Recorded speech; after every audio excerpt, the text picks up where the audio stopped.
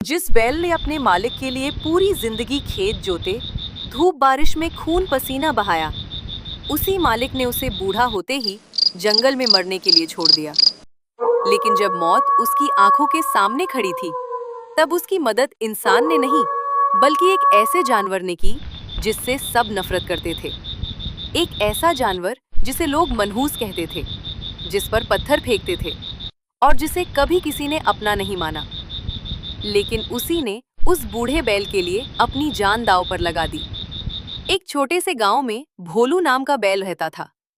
कभी वो गांव का सबसे ताकतवर बैल हुआ करता था।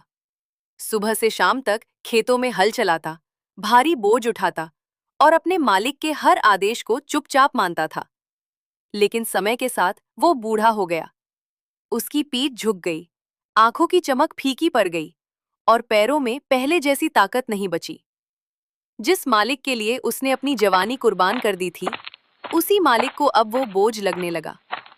एक रात लालची मालिक उसे गांव से दूर घने जंगल में छोड़ आया। न खाना, न पानी, न कोई सहारा, बस मौत का इंतजार। भोलू की आंखों से आंसू बह रहे थे। वो कांपते कदमों से जंगल में चलता रहा। चलते चलते वो एक सूखे पेड़ के नीचे बैठ गया। उसे लग रहा था कि शायद उसकी आखिरी रात आ चुकी है। तभी झाड़ियों में सरसराहट हुई। भोलू डर गया, लेकिन सामने कोई शिकारी नहीं, बल्कि कालू नाम का एक दुबला पतला कुत्ता था। गांव वाले उसे मनहूस समझते थे। मार खाते खाते वो भी इस जंगल में आ गया था। जब कालू ने भोलू की आंखों में आंसू देखे, तो वो धीरे से उसके पास आकर बैठ गया।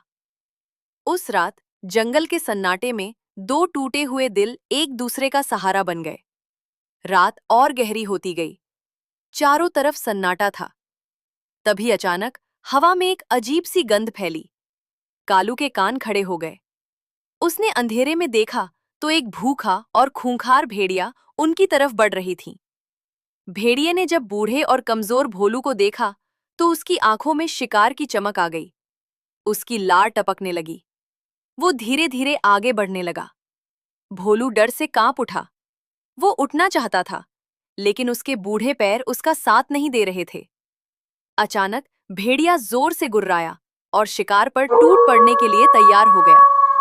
तभी कालू उसके सामने आकर खड़ा हो गया। वो जानता था कि वो भेड़िए से बहुत छोटा और कमजोर है, लेकिन उसने अपने दोस्त को अकेला छोड़ने से इनकार कर दिया। उसकी आंखों में डर नहीं, सिर्फ वफादारी थी। भेड़िया गुर्राते हुए आगे बढ़ा और अगले ही पल बिजली की तरह झपटा। कालू भी पूरी ताकत से उसकी तरफ दौड़ा। दोनों की जोरदार टक्कर हुई। भेड़िए के पंजों ने कालू को घायल कर दिया। कालू दर्द से कराह उठा, लेकिन पीछे नहीं हटा। कालू कमजोर था, वो थक चुका था। उसके शरीर में दर्द था, सांसें तेज चल रही थीं, लेकिन उसने हार नहीं मानी। वो दोबारा भेड़िए पर टूट पड़ा। अपने लिए किसी को इस तरह लड़ते देख भोलू की आंखें भर आईं। उसके लिए पहली बार किसी ने अपनी जान जोखिम में डाली थी।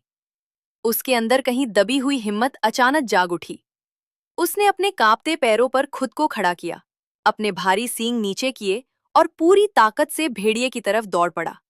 भेड़िया घबरा गया। उसे समझ आ गया कि ये लड़ाई आसान नहीं है। एक बूढ़ा बैल और एक जख्मी कुत्ता मिलकर उसकी मौत बन सकते हैं। अगले ही पल वो दुम दबाकर घने जंगल में भाग गया। सुबह की पहली किरण जंगल में फैली। भेड़िया जा चुका था। कालू थका हुआ जमीन पर लेटा था। भोलू उसके पास आया और प्यार से उसके घावों को साफ करने लगा। दोनों की आंखों में आंसू थे, लेकिन इस बार ये आंसू दुख के नहीं, अपनेपन के थे।